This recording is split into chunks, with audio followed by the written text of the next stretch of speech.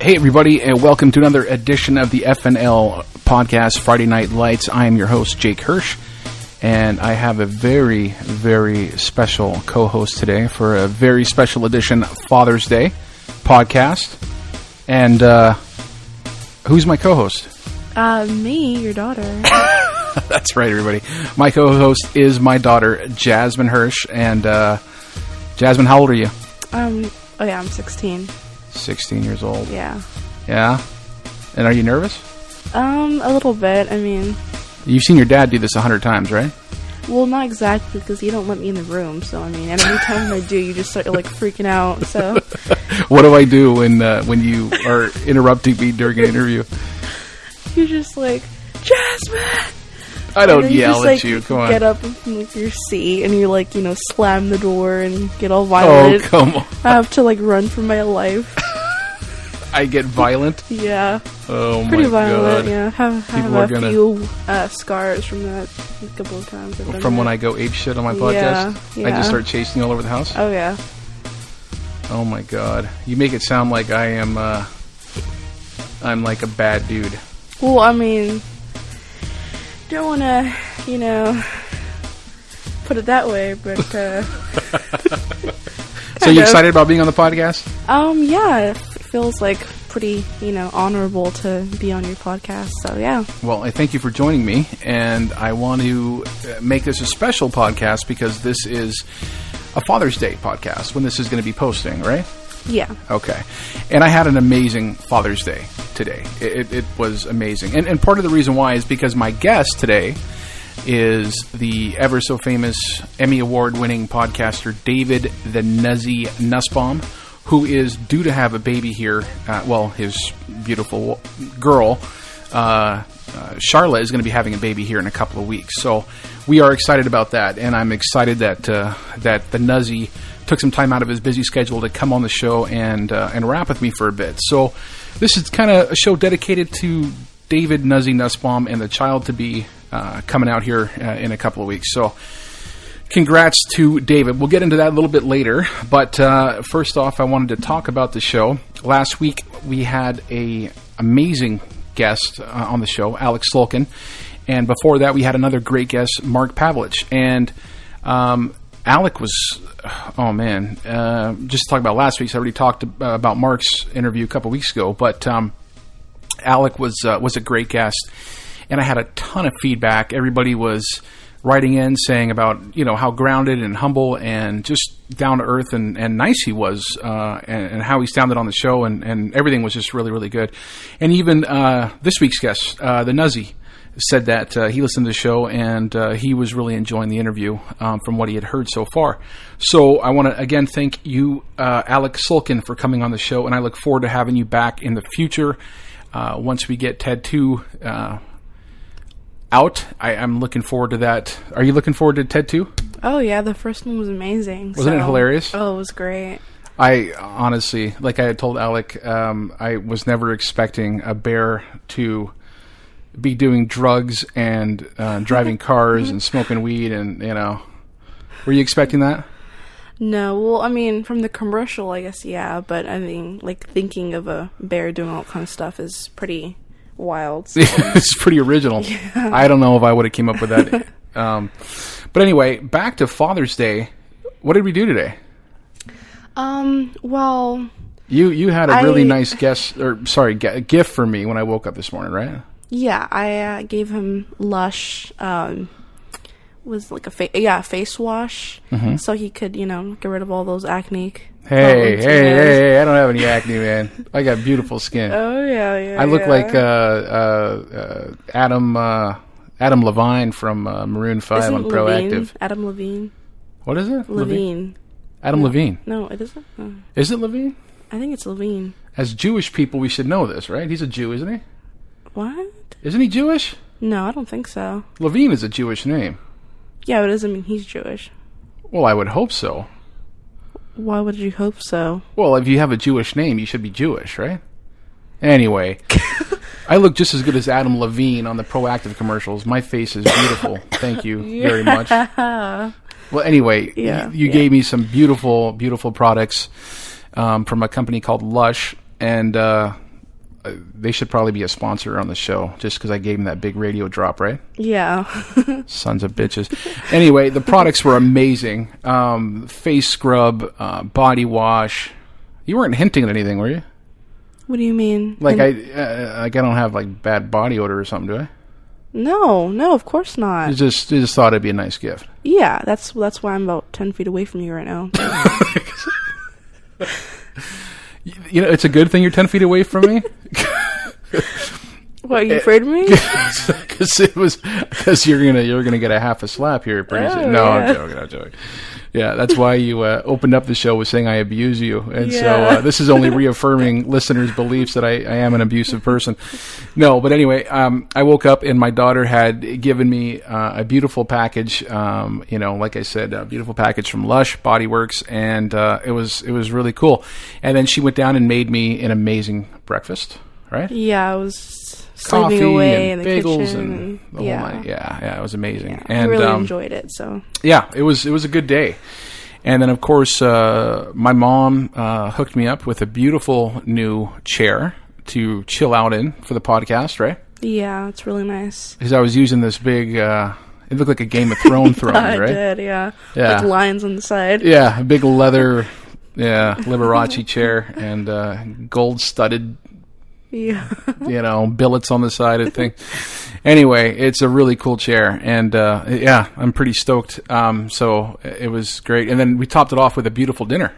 Oh yeah, we went to Olive Garden. Olive Garden. So yeah, another potential sponsor on the show, right? Yeah, it was. They just keep sending us breadsticks, and we'll be happy. Costs them like a fraction of the price to do a sponsor. It was actually pretty funny because my dad didn't want to go in there because he has this like grudge from 5 years ago when the service was bad once. And he's like, no, their service is horrible. And I'm like, you haven't been there in like 5 years. I'm a creature of habit. I don't mess around. If some place wronged me once, very rarely do I ever go there again. He just assumes like the rest of its years is going to be horrible too. And I'm like, no, we should try it. Anyway, you talked me into going. Or Grandma talked me into going. My mom talked me into going, and we went in, and it was actually a pretty damn good meal. Yeah, it was very, very good. Yeah, service was great. I think my daughter was crushing on the waiter, but we won't go there because otherwise I am going to start getting abusive. And no, it ended up being a great, great meal, and we topped it off with a nice Starbucks afterwards. Yeah, we did. It was Starbucks is dynamite. Yeah, that's one sponsor I really want to get, actually. Especially with her Oprah chai tea lattes. Yeah, Oprah. Yeah, she's not making enough money. She's got to go to Starbucks and make some more money there. But anyway, that's a different. I can go off on an hour rant on that, but no. And then I also got some gifts in the mail. Oh, from Marlene. That's right. I think I was more like shocked. I was probably crying more than my dad was when the gifts came in. I have a very special person in my life. Her name is Marlene, and she's a big reason why this podcast is even possible because she supports just about everything I do. And she's just a really amazing person. So I want to say thank you for the wonderful gifts. And she sent me cupcakes from Crave, some Father's Day cupcakes. And anyway, Marlene is up in Canada, so I wanted to say thank you and hello from Houston, and we loved the gifts. Yeah. I love the gifts. It was amazing. But I love seeing my dad enjoy the gifts too. It was just really it was nice. It was really good. Yeah, I was just shocked. I was shocked. It was some really unexpected. Very sweet of you. Yeah, it was awesome. So I just wanted to say thank you very much. And okay, so Father's Day is such an important day, and I don't think people really give it enough. I don't know, credence maybe, but. Yeah, I wasn't overly close with my dad growing up, so it's different for me. It's cool to see us have that special day because, obviously my parents were divorced. I didn't live with my dad, so Father's Day. We lived in different parts of the country and the world, and so I didn't see my dad all the time for Father's Day. So to have these special days with my daughter has been just amazing. And I've got 3 brothers. Everyone knows that I got 3 brothers, 2 younger, 1 older, and not the youngest one, but the second youngest one, my brother Zach, he's got... Shit, how many kids does Zach have? I think I lost count. He's got the sweetest kids in the world, though, man. Hey? Oh, yeah. Jasmine thinks that one of them is on Game of Thrones. Bran. Yeah. One of them looks like Bran Stark. He is so adorable. Joaquin. Little Hot Wheels over there. Yeah. Joaquini, Zucchini, we call him in the family. Anyway, my brother Zach, he's got, he's got altogether like 5 kids, right? Let's see. Yeah, the twins. And he's got Joaquin, and he's got he's got Danny and Adrian. So yeah, 5 kids, man. He's rocking and rolling over there. So a special shout out to my brother Zach for Father's Day, and of course my older brother Jason, who is going to be our FIFA soccer correspondent this week. He's going to come on the show, and he's going to give us an update on FIFA. And we're going to talk about some soccer updates and stuff. So I'm psyched about that. I haven't talked to Jason on the show in a while. And again, another special roundtable podcast coming up in a couple of weeks. And we're bringing back Jason and P-Dog for a special appearance on the roundtable. I miss those guys terribly, and I can't wait to have them back on the show. And we're going to try to make it a regular roundtable podcast. And I'd love for these, to pump out at least once a week. I'd love a roundtable once a week.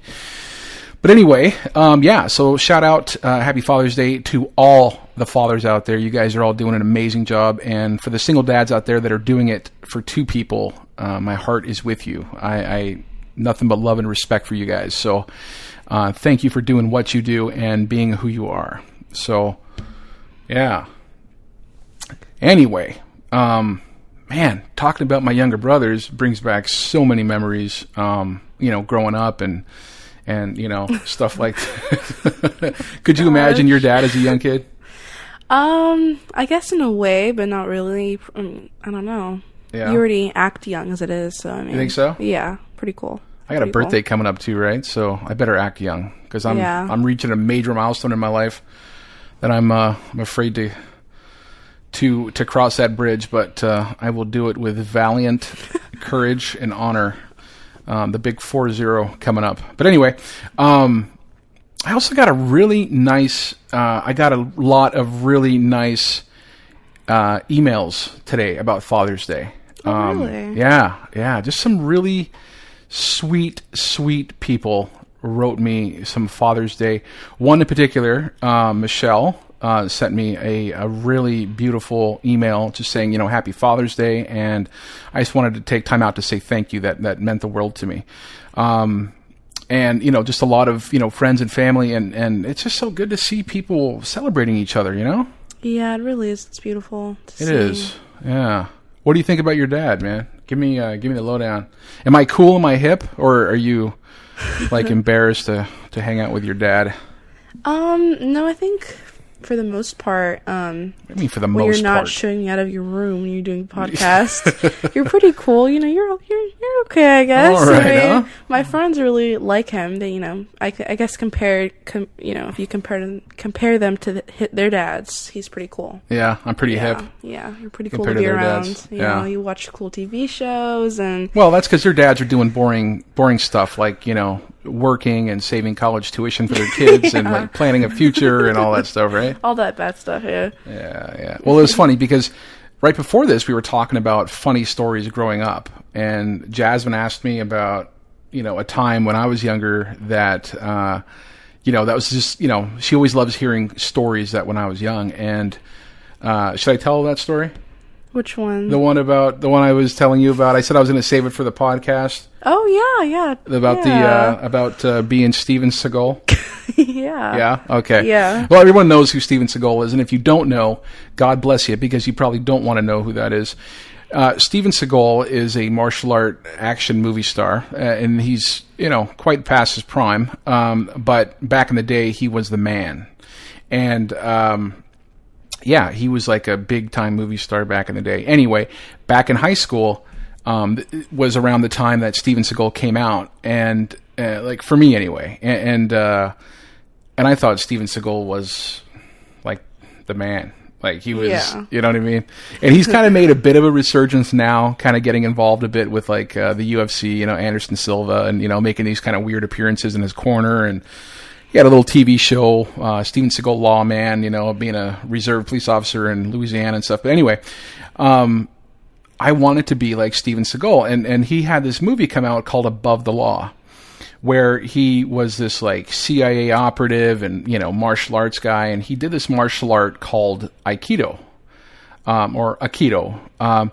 Anyway, it's a Japanese martial art where essentially the science behind it is that you use it, people's, you know, like motion or velocity or weight against themselves. So if someone's running at you, you can use their momentum against them and, you know, kind of move out of the way or flip them and, you know, allow them to continue on their, you know, projected path or whatever. And, you know, kind of be cool about, you know, making it look like you flipped them over or, you know, you got them down to the ground or got them into a lock or, you know, a hold or something like that.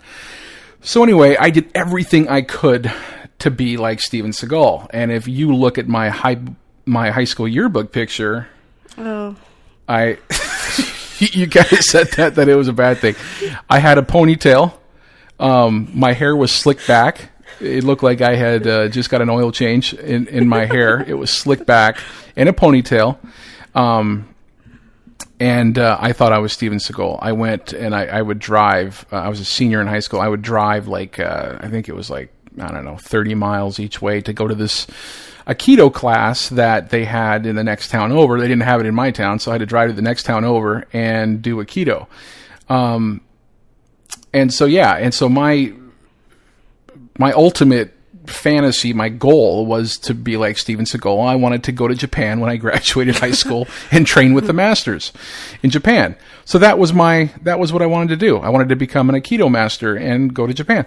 So anyway, I had learned, I'd probably gone to like 3 classes and I thought, you know, I knew everything already, right? Yeah. So I was doing moves on people and like, you know, my little brothers at this time, Zach and Chris, were just, I mean, they were like, I don't know, toddlers, or I don't even know how old they were. Probably like 7 or 8 years old. And I was, you know, they're like, you know, 40 pounds, 50 pounds, right? So I'm like flipping them, you know, like doing all these Aikido shit and flipping them, you know, here and there.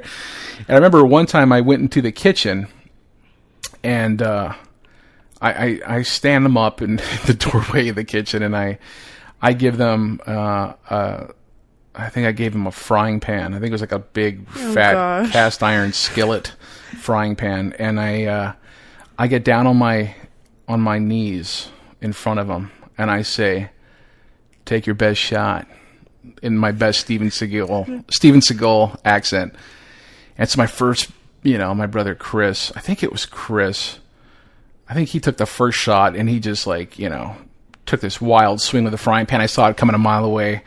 Grabbed him by the wrist and like, you know, neutralized the frying pan and flipped him and like, you know, got him down on the ground. And so I think Zach was the second one there. He winds up with the frying pan or the pot, or I don't know. He had a pot or a frying pan, and he goes to hit me in the stomach. And so I like duck, or I like try to maneuver out of the way of the hit in the stomach, and he tricks me out and goes upstairs right in the face with a frying pan. And I would not be damned if he knocked me right out. And I was laying tits up on the kitchen floor, and he was sitting there with a frying pan in his hand. He just knocked me right out. He just completely tricked me from going to the stomach shot to upstairs right in the chin and laid me right out. And I was just laying in the kitchen, knocked out cold, and I came to, and the both of them were hiding in the bathroom because they knew that when I woke up, I was going to go absolutely ape on both of them. Whip some ass. Yeah, I was going to whip some major ass on them. But anyway, I woke up.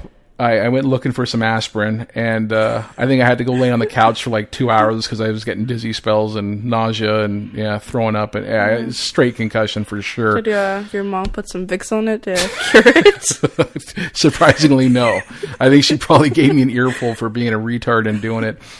Anyway, there's my Steven Seagal story, and so anyway, on with the show. I'm very excited today. And first off, thank you very much, Jasmine, for being my co-host for the intro. I hope you had a great time. Yeah, I had a great time. And thank you again for the wonderful Father's Day today. It was awesome. Oh, I hope you enjoyed it. I love you. Love you too. All right. Okay, guys, so on to the show. I'm really excited about today's guest.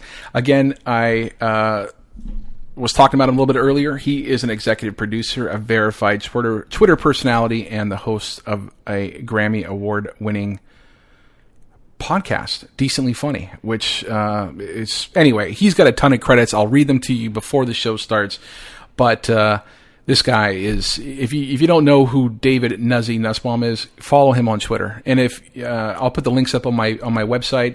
And if you can't get a hold of those, follow me on Twitter. And I am, of course, at Jake Hirsch, and that's JakeHirsch, and EG on the end of it. So Jake Hirsch EG is my Twitter. And of course, on the Facebook fan page, Friday Night Lights podcast with Jake Hirsch. And, of course, we're on iTunes, but I will put all the links up for you to follow David Nussbaum. And thanks again for listening, folks. I have an incredible amount of guests coming up, so you will not be disappointed. Thanks again for tuning in, and we look forward to seeing you soon. Until next time. Yeah, relax and enjoy the show. Here's David Nussbaum. Recording from the heart of Calgary's Red Mile, you're listening to the Friday Night Lights podcast with Jake Hirsch. Human beings in a mob. What's a mob to a king? What's a king to a god? What's a god to a non-believer who don't believe in anything?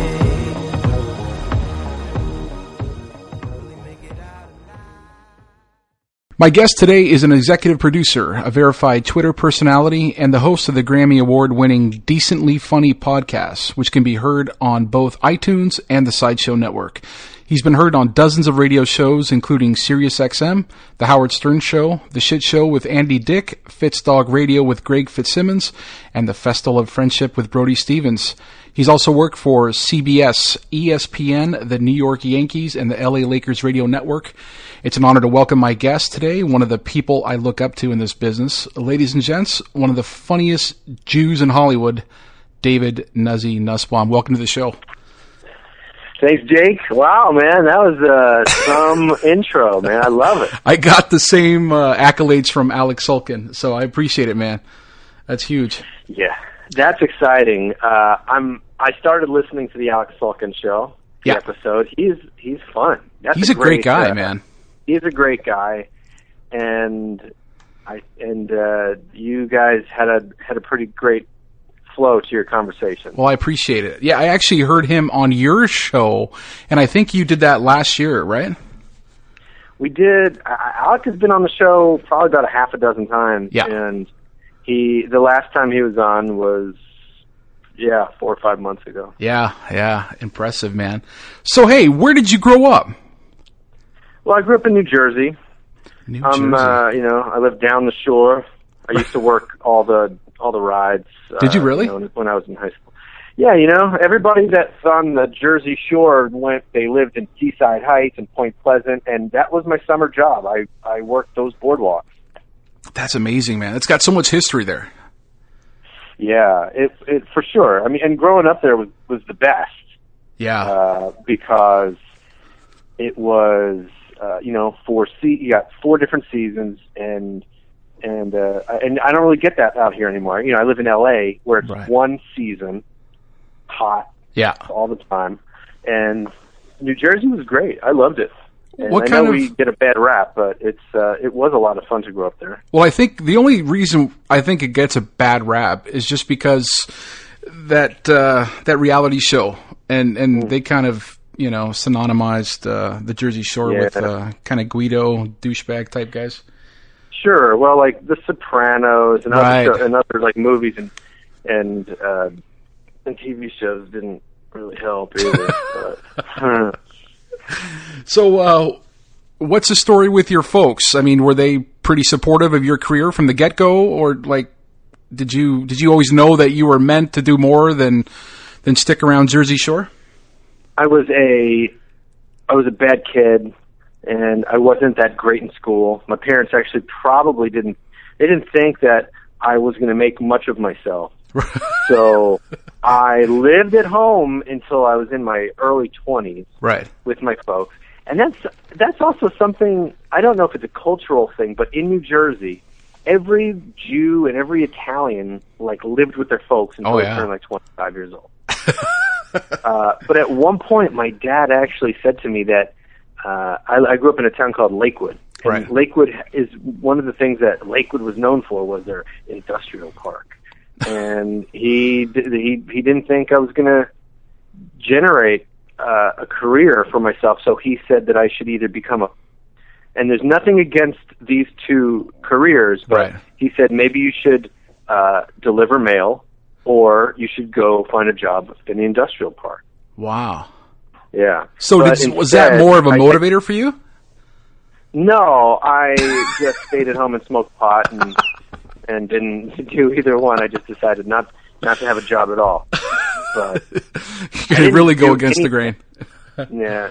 No, when I was 25 is really when I moved to LA, and I moved in with my cousin who was living out here. Mm-hmm. And I just got lucky. I wanted to be on the radio. Right. I've been listening to the Howard Stern Show since '92.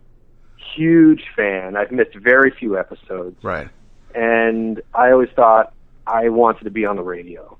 And like most kids that want to be on the radio, or even most kids that don't want to be on the radio, but they're just kids, right. We would call the play-by-play of our own little backyard home run derbies, or we would hit the play button on a tape or a record, and we would talk about the song that was about to come on. And we didn't realize that we were doing our own little awful versions of radio shows. Right.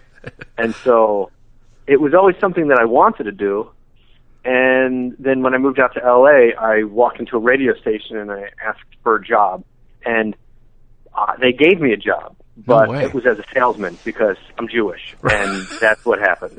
You got to get the guy behind the numbers. Yeah, they're like, okay, you're Jewish. You can sell the advertising for the radio station. Well, you made quite a career at that, though, right?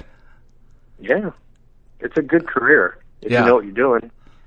But you can make a lot of money selling advertising. That's what I heard. I made the most when I was with the New York Yankees radio network, and that was from 2006 until 2010. Wow. And it was, the Yankees were winning championships. It was the last couple of years of old Yankee Stadium. Right. And the first couple of years of the new Yankee Stadium. And, God, they were just spending so much money. So that was a lot of fun. Well, I would imagine, too, like on the sponsorship end of things or sales end of things, who wouldn't want to be associated with the Yankees back then? Yeah, for me, I was just always getting lucky because I'm not a good salesman, and I just happened to be selling a product that it was easy for people to want to buy, Right. With all things being equal, my team is better than your team, so spend money with me. Right, and, right. And what was also great is that everybody had my back, so the program directors and the on-air personalities knew of my desire to be on the radio, so whenever there was an opportunity for me to run onto the field and interview a player or do something with a post-game show or record a commercial, they gave me the opportunities to do that. That's cool, man. Cool. So they were kind of fostering your growth along the way. Oh, yeah. Yeah. Now, take me back to college. Now, you hosted a radio show in college, right? I did. And what was that like? Yeah. Or did you, was like a Howard Stern moment where people were like, I don't know if you're cut out for it, but you just kept on hammering away? It was Sunday nights at 2:00 in the morning or early Monday morning. It was overnight. My co-host, right, same co-host I have with the podcast. The guy. We've been trying this show in various ways over the years. Wow. And it was really his radio show, and I think I just kind of attached myself to it. That's and we crazy. would talk for 3 minutes, and then we'd play 30 minutes of music, and then we'd talk for 3 minutes, and then we would, play another 30 minutes of music. And wow. And it was the mid-'90s, so we were playing the worst music, that was ever made. Right. But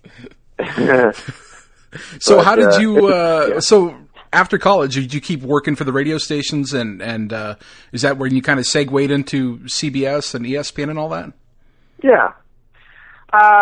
Sort of. I did some work with some radio stations, but I had my regular side gigs that made, helped me make a living and get me out of my parents' house.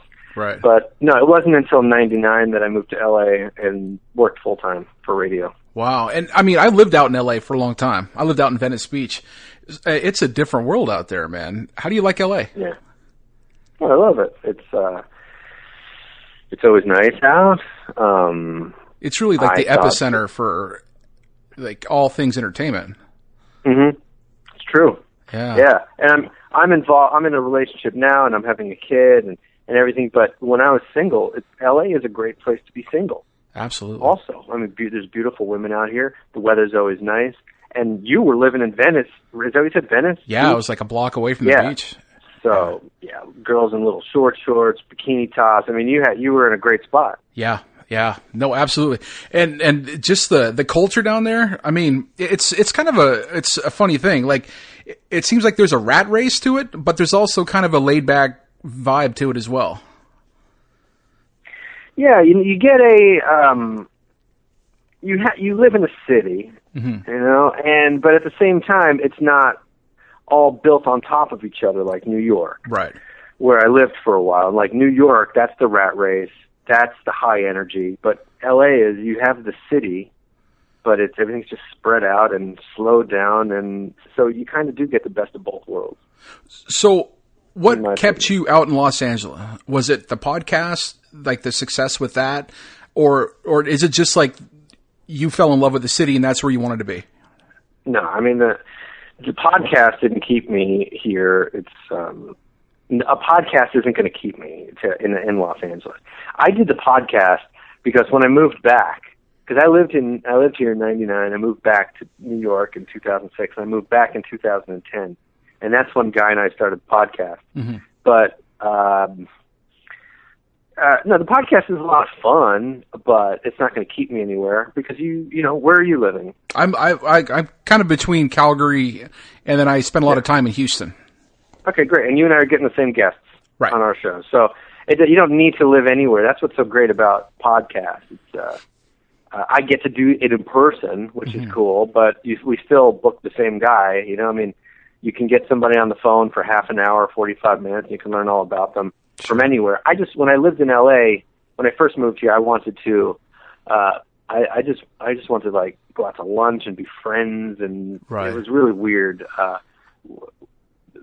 was a wannabe. I just wanted to be a celebrity, or I wanted to be on the radio. So I figured if I surrounded myself with enough of them, it would somehow parlay you into it. It maybe, yeah. It was a weird thing, and after a while, I just got grossed out because I found myself just hanging out with a bunch of D-listers, and it was not the best situation, Yeah, well, it's funny because I heard an interview with you a while ago, and you were talking about that time, and I believe you were married at the time, and it was just a really interesting dichotomy because you were interviewing a lot of like, in your words, it was D-list celebrities, but it was almost like you were using them to get bigger guests, just like they were using you to get more airtime. I know. I can't believe it. That's it's true. The podcast. Yeah, we just used each other, and I don't think it worked for either one of us. So, nothing against my guests. I love every single one of them, but no. But I mean, like just saying, like doing interviews over the phone, and I'll just take this, for example. But I mean, I think there's certainly a different. I'm trying to think of the word. There's definitely a different chemistry when you have somebody in front of you, as opposed to talking to them over the phone. You kind of get a bit of a vibe, whether they're engaged in the conversation with you, whether they're they're really enjoying being there, as opposed to. I completely agree. It's a totally different interview. Yeah. I like looking at people, it's the difference between playing online poker and going to Vegas. Right. It's you can see the way somebody looks. Somebody could say something, but their eyes or their body chemistry, their whole mannerism can tell you something else. And if you're a good interviewer, and it helps you become a better interviewer the more in-person interviews you do, right? Because you learn from those body movements, and you learn from their eyes what is the truth and what is just what they want to tell you. And I like to dig a little bit. And the thing with my podcast that I do now with Guy is I kind of have a deal with all the guests. And I don't know how this deal happened, probably just because I want to get the biggest names I can get. Right. So my deal is like, look, at the end of the show, if there's anything you said that you'd rather I cut out, I'll cut it out. Because I want them to want to come back. Right. I want them to promote it. I want them to tell their other celebrity friends what a great time they had and how I can be trusted. So I'm not really, I've got the stuff on the cutting room floor would make an amazing podcast. Oh yeah. But I dig a little bit, and I dig and I dig and I dig, and it's when I uncover a bunch of stuff, I realize that it's never going to air. I don't even know why I go down that road, but it's fun for me. It's like a it's like a treasure hunter. Yeah, in a that's way. a good way of putting it, though. Yeah. You find this buried treasure, and it is exciting, especially when it's a well-known celebrity that has done 100 interviews or 1,000 interviews, and it's something they never talked about. Right. Maybe it's something about their marriage. Maybe they cheated on somebody. Maybe it's a drug that they did. Maybe they did something. Maybe they had a lesbian experience in college, and all that stuff gets cut out, man. But have you ever been in an interview where you've looked across the room and someone dropped something, and you're just like, I fucking know this person did not want to say this? Yeah, every time. Yeah. And that's part of that treasure hunt, right? It's the treasure hunt, but I don't leave. I keep going, and then at the end of the show, I say, "Look, I know we have this deal, but I'm telling you, man, what you said. A lot of people are going to relate to that. Like if somebody talks about cheating on their first wife, or doing a drug in college, and, right? Maybe they're on a Disney show, but maybe they talk about doing drugs. It's like, look, people do drugs. They keep it to themselves. Like by saying what you're saying." If we keep it in, you can actually be helping people. You'll be more relatable. You won't just be a person on a television screen, but you'll be a human being with struggles and like emotions. And so every once in a while, I get to keep something in. But that's interesting. I push for it. I mean, obviously, you rub elbows right now with a lot of.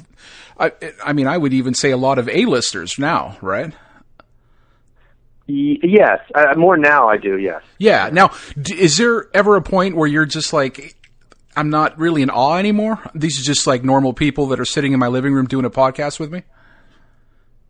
No. I get anxiety. This talking to you makes me nervous. Really? So it really does. So I find that I fake my way through life.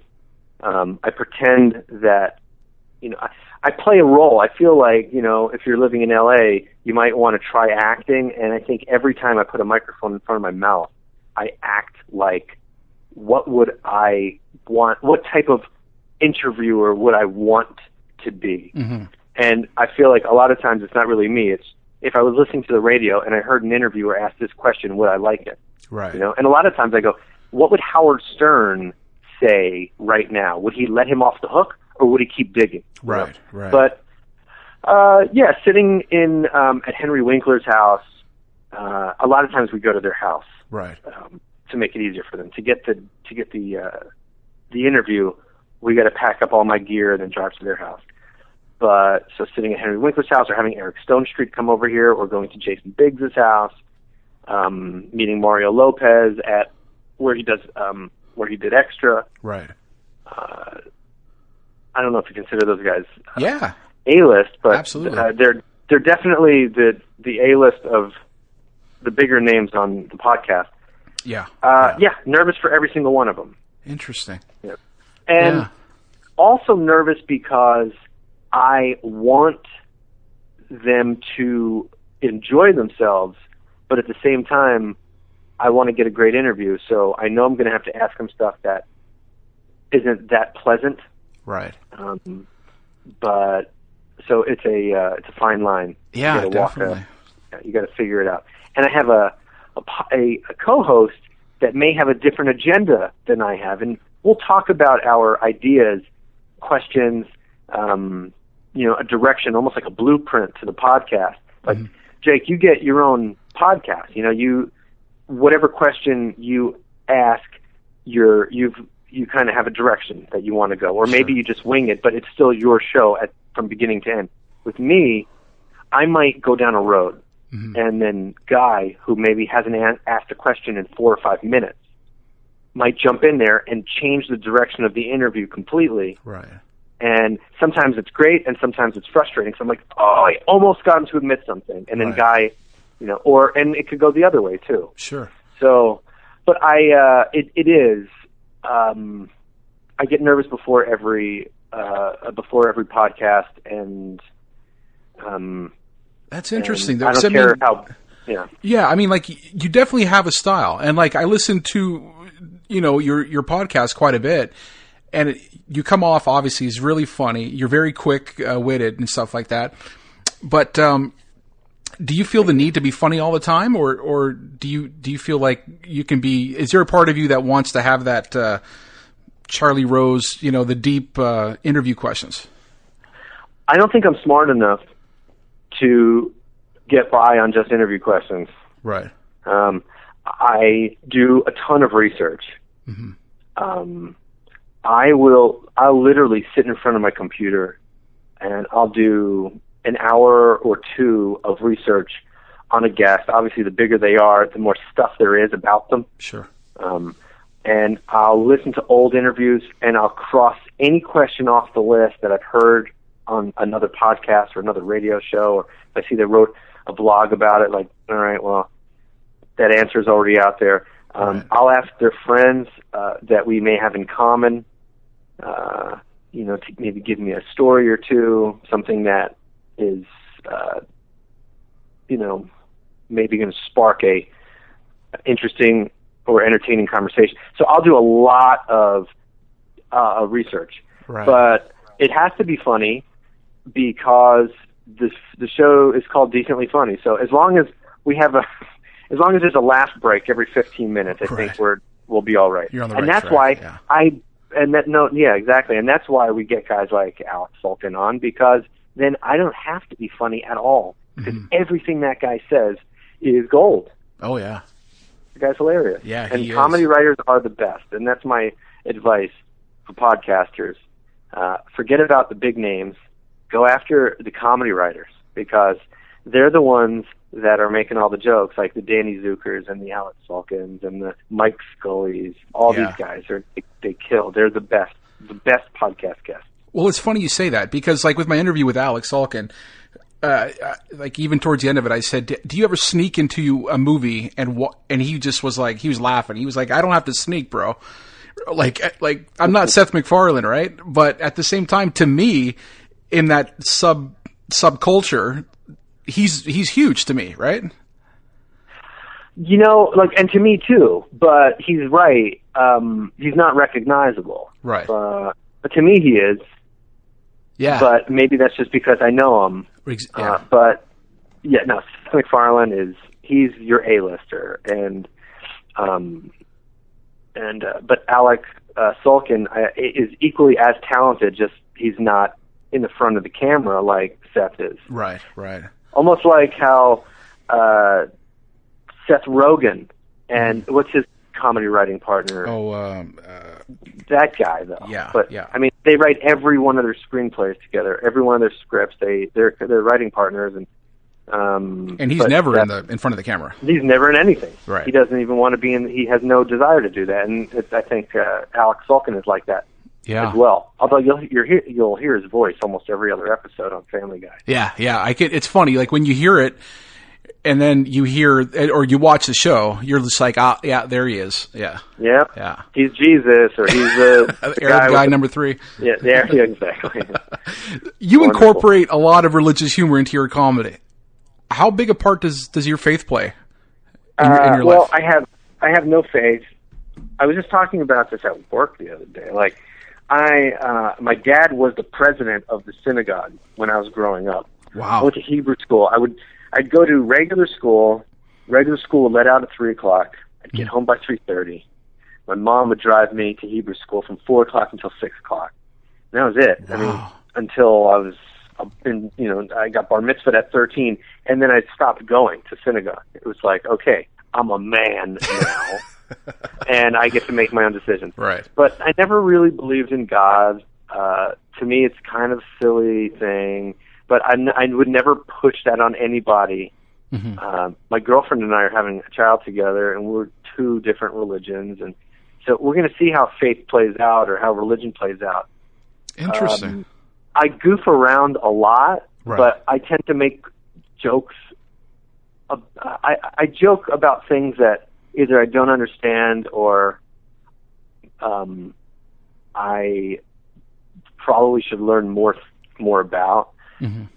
But I look very Jewish. So even if I wasn't practicing, and I'm not, I don't practice my religion at all, but right. There's really no getting away from how I look. I mean, I look like if you mashed up every Jew and, you get one ultimate Jew looking guy, and that's me. Maybe, that's funny, man. Yeah. Yeah. Me and Ari Shafir were the two Jewish-looking podcasts. Oh, yeah. No, you guys look exactly alike, actually. Yeah, that's exactly right. Wow. Yeah, he's just a much taller, more successful version. Right. That's funny, man.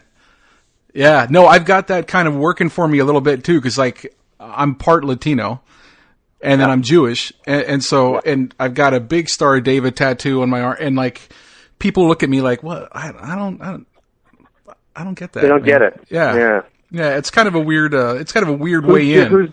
Who's Jewish in your of your folks? Both, actually. My mom and my dad. My mom was Sephardic Jew. Oh. Yeah.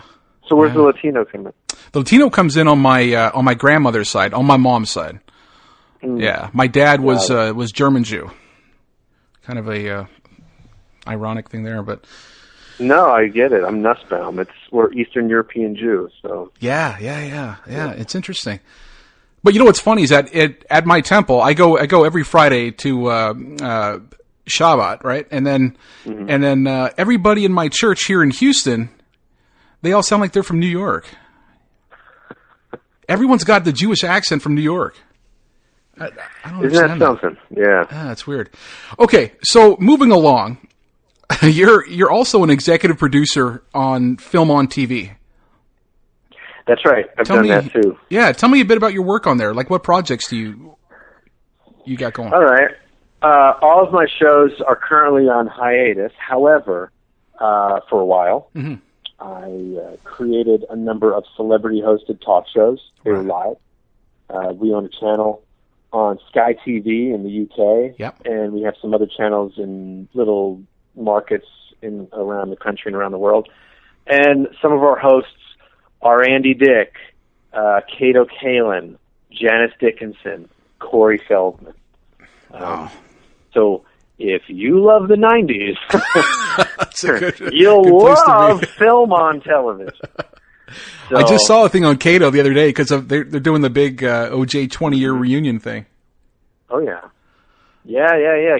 This is like Cato's prime time right now. I saw him on Dateline NBC the other night, and he's got a clothing line coming out, and Jesus Christ, yeah, he's got a whole thing happening. I think Cato got the wrong, he got a really bad deal. Yeah, he didn't kill anybody. It's so funny because Cato, so he was one of the hosts for that I would produce his show, right? And it was a live talk show. And Cato was the Jay Leno of the show, right? And then he would have all these different guests on, and it was live, and it was interactive. So we asked people online on Film On, and they would go online, they'd sign up for an account, and they'd be able to chat with them, they'd be able to call in and talk to them, all this went out across multiple TV channels in different parts of the world and online, and a lot of people saw it. And he would get harassed. Hey, you murderer, and hey, you're dumb, and you're he just had this really bad rap because no way. Well, because of the whole O.J. Simpson trial. And so, like, essentially, he went down with O.J. He went down, yeah, and he came out here to be an actor, and he was doing all right. He booked a couple of gigs, and he was like this good-looking guy, kind of like a surfer, type of guy. And he was working on a couple of projects that turned out to be pretty big movies. He tested for Dumb and Dumber, not the Jim Carrey part, but the Lloyd Harry. Yes. So he had done a great job, and then the O.J. Simpson thing happened, and obviously work dried up for him because he was now known as everybody's favorite house guest. So, yeah, just completely derailed his stuff. Yeah, it's hard to get a gig after that, when the whole world knows you as the guy that lives in the back house of the murderer. Yeah, probably not. You're not going to get throw on the resume. Right. It's hard to do that, and everybody knows your face. Oh yeah. But they couldn't. You can't put that guy's face in a movie and take him. You know exactly who he is, and even if you allow yourself to get into the movie. You're like, oh, it's the murderer's house guest is acting in this movie. And it's really too bad because he's funny and he's talented and he's smart. And hopefully it's been 20 years. Yeah. So hopefully he'll get a gig doing something. Oh yeah, absolutely. Doing something that he's more than capable of doing because he's a talented guy. But so that's what we did over at Philmont. We gave people opportunities to host their own talk shows, almost like podcasts. Right. But they were high production value. We had full teams, and it went out on satellite and it went out on cable. Wow, that's pretty cool, man. Yeah, and we did that right out of our Beverly Hills studio, 90210. No way. It was a really fun. It's a fun place. And now, so what we did was we took a wrecking ball to the place. All the shows are on hiatus, right? And we built a hologram theater/studio where all of our television shows were being filmed. So that when Tupac at Coachella and Michael Jackson at the Billboard Awards, those holograms, that's my company. So we create holographic projections, and we're digitally resurrecting icons. Like, think of the biggest names in music and comedy. We're working with their estates to bring them back and either put them on tour, put them on Broadway or in Vegas. That is crazy. It's pretty sick. It's a lot of fun. Wow. Yeah. So that's what we're doing a lot now. I had no idea, man. You were involved in that stuff. Yeah. We just did America's Got Talent. We auditioned for America's Got Talent, so that was a thrill for me because I got to stand on the stage at the Dolby Theater here in Hollywood, at Hollywood and Highland, and I got to interact with my radio hero Howard Stern. I got to stand on the stage and I got to talk with the guy. That's amazing, man. About the hologram stuff. But it's pretty wild. It's some futuristic craziness. That's sick, man. I'm gonna have you back on when you got when you guys are launching some big hologram shows, man. That'd be amazing.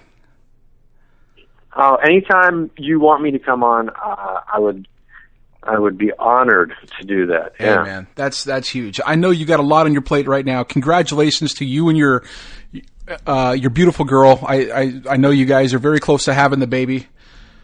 And it can happen anytime. That's amazing, man. Maybe by the time this drops, I'll be a dad. You'll be celebrating Father's Day next year, man. That's right. Yeah. So, hey, how can people find you? At the Nuzzy on Twitter. Awesome. Or you can stop by Hologram USA on Cannon Drive in Beverly Hills, and I'll show you a demonstration of all of our fun hologram technology. Or just go on to iTunes or SoundCloud or wherever podcasts are heard and listen to my podcast, Decently Funny. Awesome, man. Well, I'll put all the links up on the website. And hey, David, thank you so much, man, for taking the time out and coming on the show, man. I really appreciate it. I hope I was 1% as funny as Alex Sulkin. That's a hard act to follow. So hey, I'm you just should have had me blessed, on in man, a that I couple got of you weeks. guys. You know. No, that's good. I'm Should really have happy. Carrot Top on or something in between. Exactly. Put somebody terrible in between so people tune into this one. But I'm really excited. Thanks for having me on, and thanks for being patient with me. I know I was for everybody that's listening. Jake has been great about being really patient with me, and I am a podcaster, and I produce my own podcasts, and I book my own guests. And like I was telling Jake before this show, it is one of the hardest things to do is to get somebody to agree to do this. Yeah. And my pet peeve is when someone says yes and then they don't show up, or they postpone it, or they brush me off. And that's kind of what I was doing to you, man. And I wanted to apologize, but I also wanted to say thank you for kind of sticking with me, because I had a great time, and I hope you ask me back. Hey, man, absolutely. You're invited back anytime, and it was an honor talking to you, Dave. I really appreciate it. All right. Well, thank you. Thanks again, man. Have a great day. All right. You too, buddy. All right, bro. Bye-bye.